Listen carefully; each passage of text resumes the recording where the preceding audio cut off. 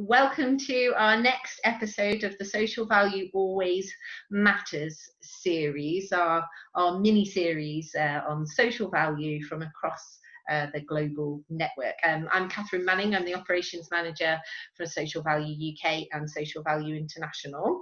And I'm delighted to be joined today by my friend and colleague, Ivan Annibal, who is the co-designer and owner of the Social Value Engine, and also runs his own business, Regeneration, which is focusing on community and public sector work. So I'm going to pass over to you now, Ivan. So thank you very much for joining today. And could you tell us a little bit more about yourself and about the kind of, the vast array of different work that it is that you do? Oh, thank you very much, Catherine. I'm delighted to have this opportunity to speak to you and to share some thoughts about social value. My background is that I started in local government quite a long time ago, 30 odd years ago. And from very early on, I had a very strong commitment to local democracy and local people being involved in doing things which improve the quality of life. And over time, I made several different interventions which I thought were interesting things I could start to build a business around. I worked in North Nottinghamshire in a coal mining environment, and then I moved across the Trent into Lincolnshire and worked in kind of big open rural geographies, did some work in the city of Lincoln, and decided in 2006 to actually set myself up in a business with a social focus. From early on, and I think social value wasn't really kind of codified in the way it is now then, we became interested in the principles that then later emerged around social value and the way we interpret social value. And in 2012, we did a piece of work around the impact of farm support networks across England.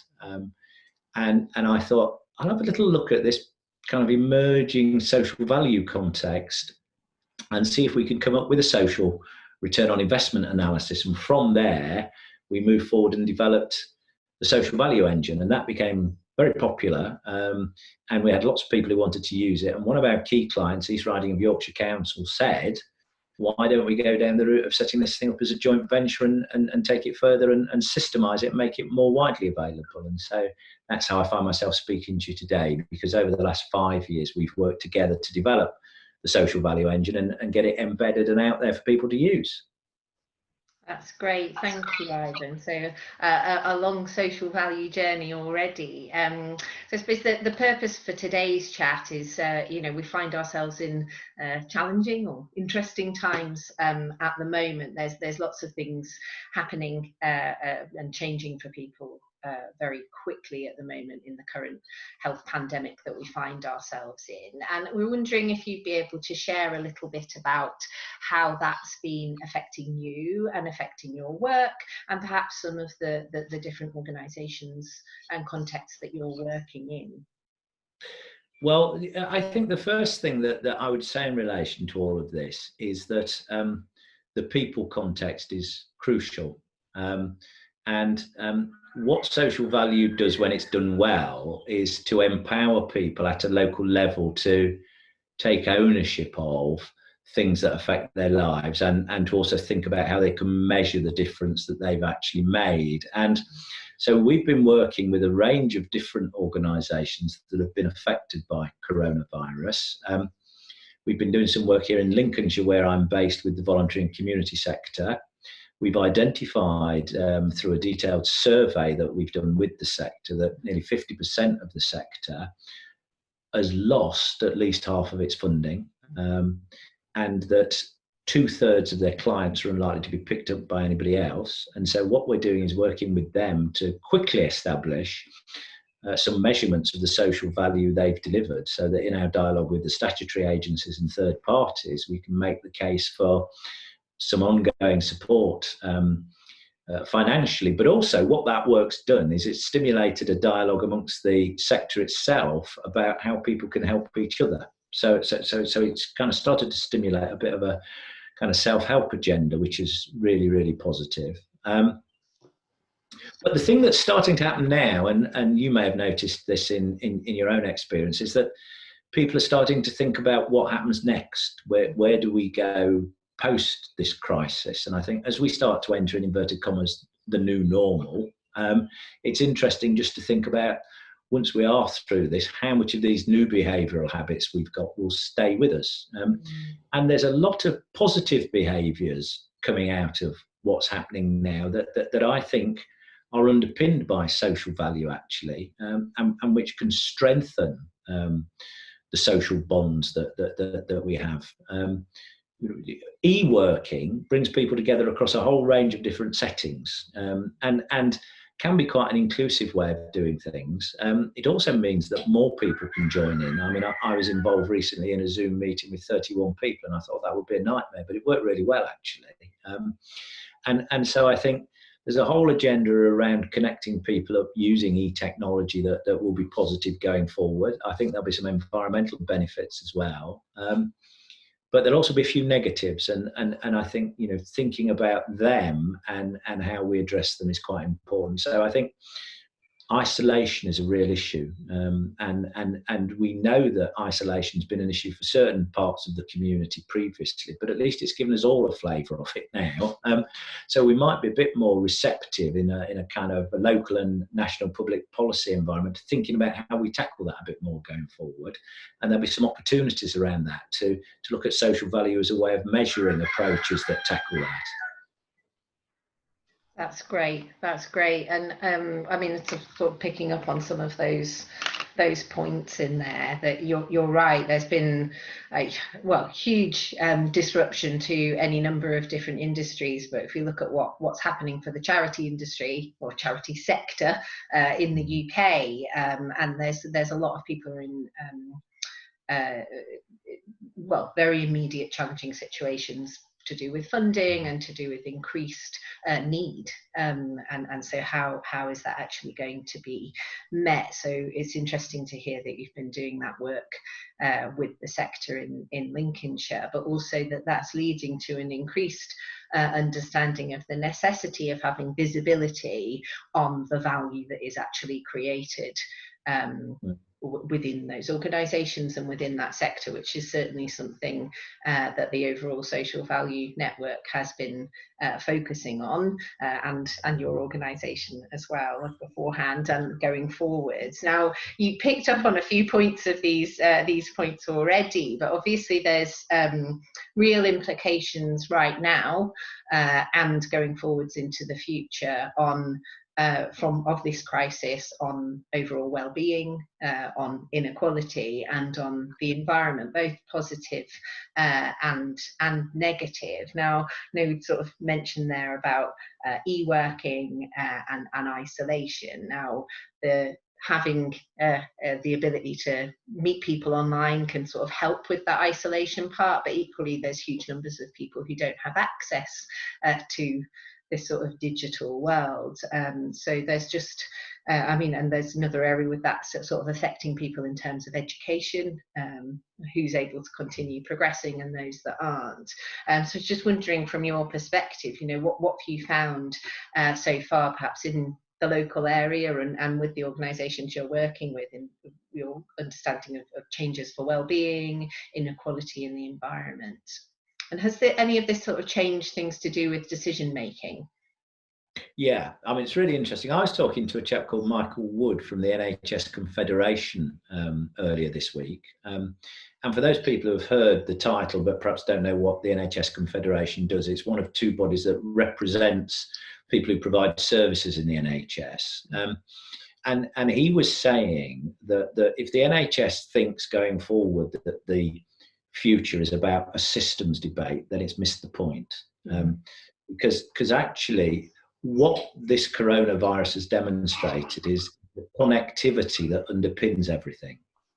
We can't go back into silos, and that's most obviously proved just in terms of people's travel and things, you know, and the fact that because we are all connected, if we're exposed to somebody with the virus, we can easily spread it somewhere else. So what that all then crystallises in my mind around, from a public policy point of view, is the need to understand better the connectivities between things. I think in the past, we have been challenged by silo working. And I think social value is the antidote to that. I think you can use social value, because if you use it in a rounded way, like the engine does, where it actually gives you a narrative around the impact you've had on the sustainability of a place, as well as just, giving you that ratio of X number of pounds returned for X number of pounds spent. That broader debate, driven by social value, enables people to see the connectivities between things. And so I think the place-based agenda and those connectivities are really important and exciting going forward. And we can use the coronavirus in terms of moving on from the challenges we face to argue the case for that. And so I feel quite heartened by that. And there's a really interesting report. It was just released this week by Localis, which Ben from Social Value International has been involved as part of the panel on. And what that says, in a real nutshell, is two things. The first one is that you can't really just pay somebody else to do social value for you. So the idea that social value is a way of connecting these things up and giving communities a stake rather than having an expert just doing it is something I think we can build on going out of the coronavirus in the way we look at policy. But there's also an agenda in there about building a dialogue within localities, about setting up local social value measurement frameworks. And again, I think that's really exciting. I mean, in relative terms, obviously it's not exciting as Game of Thrones or whatever, but it's quite exciting in the sense that creates an opportunity to put social value at the heart of new responses to what will become the post-coronavirus normal. So I'm really keen to see how Localis can do some piloting around that, because I think actually at that local and sub-regional level, those kind of frameworks could be really exciting. Yeah, absolutely. And then they really do feed into the ideas that, social value is subjective and it's relevant to the people who are experiencing it, right? So it's got to be related to what's going on in that local place. And I do think that you're right, that idea of place is really, really important. There's been this access because people can connect online, but there's still massive differentiation between what people are experiencing in different places and also in different parts of our societies, right? And who are still living in different places, working in different places and in different roles, and that's affecting how all of us are experiencing this current crisis. There's been more visibility to that, but that is true for everyday life as it is now. So you kind of touched on this a little bit already in thinking about what could we take forwards into the future, but what do you think the new normal might be? There's already been a few things you've raised that we could learn and perhaps do differently, but I don't know if it's too early to say. I guess we will see, but what would you think? What's fascinating, and I'm biased really, is that this takes me back to thinking about some of the things I liked about being at work in the 1980s. And I have to come off the fence a bit as a progressive person and say that it's given people a renewed sense of the value of the state. And I don't mean it in a totalitarian way, but years ago I did an MA in public administration, and in those days, if you had an MA in public administration, that was seen to have an equivalent value to an MBA.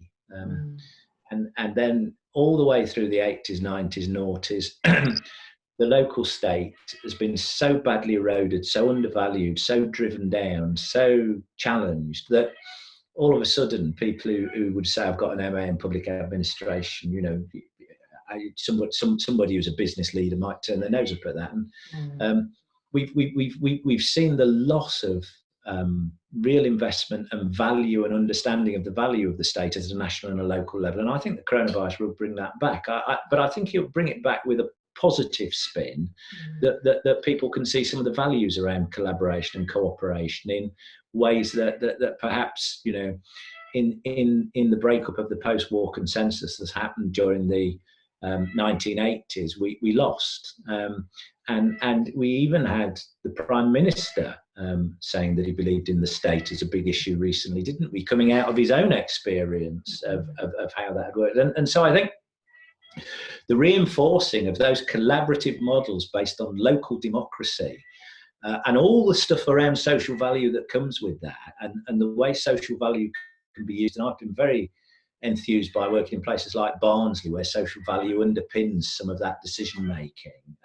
The way that can be used in a bigger picture basis to re-engage people will be a wonderful thing, I think.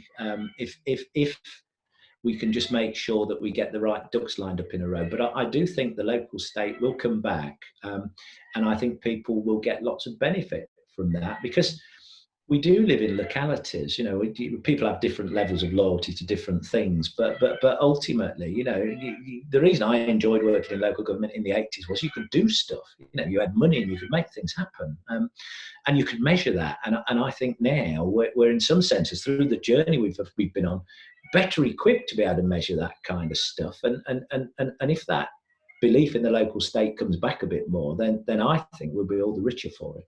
Absolutely.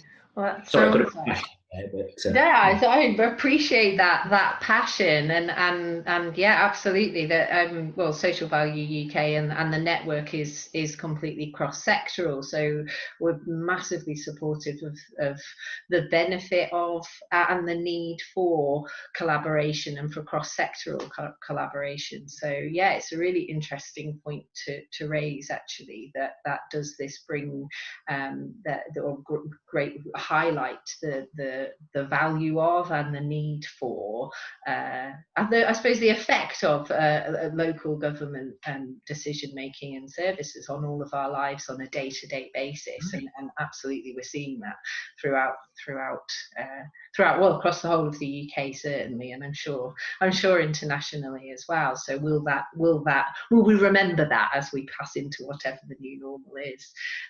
So I suppose, you know, there is a lot of uncertainty at the moment, and there are some great positives that are happening, but there are a lot of scary moments too. And I was just wondering if we can leave on a positive note, leave everyone with a smile on their face.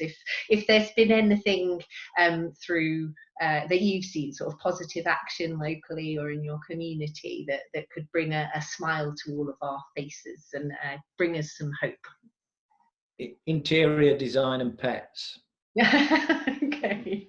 So we're all now getting to see the intimate nature of each other's living rooms, aren't we? So you know, and what I found fascinating is the fact that there has been a bit of a melding of home and work life, and I think in some senses that can be a bit intrusive on your home life if you want to make sure that you've got a regular break from work, but it has meant that we've seen a much more rounded picture of each other, in a nice way, actually. Because sometimes, you know, in a work environment, we can get into a slightly adversarial series of relationships. But when you can see, you know, pictures of people's loved ones in the background, or their cat gets on their lap, or, you know, you think that's an interesting lampshade, it just reminds us all that we're human beings, doesn't it? And I do think people have, and you can be too corny about this, but I genuinely believe people have pulled together in a really kind and caring way through this. I think it has exposed the fonder nature of people, but I love things that are rural. We work across the whole of the UK, and we work in urban and rural settings, but I was embarrassed last week because I was doing a presentation via Zoom to a national mental health charity, when 3 of the chickens that live with us decided that they would come and join in. And so I said, I'm not running a tape in the background. There's a few of them on the back of the call today, I think. Well, there you go. That isn't indigestion or the wind blowing through the rafters. For people who might be interested, we've got half a dozen particular chickens called cream leg bars. They lay beautiful blue eggs. And so just to prove my point about people's home lives becoming more obvious, then that's my example. That's wonderful. That's wonderful. Thank you, Ivan. And I think you're right. It's been, there is that work-life balance that we're all challenged with as we're all working from home if we can. But yeah, there's been a real sharing of each other's humanity through doing that, through being able to see where everybody is, and a lot more sharing of face-to-face video chats as well. So yeah, some positive things to take forward. So thank you very much for joining us today, and for sharing your thoughts and your wisdom and your ideas for the future. It's been a great pleasure to speak with you. And as always, Catherine, it's been a great pleasure to talk to you.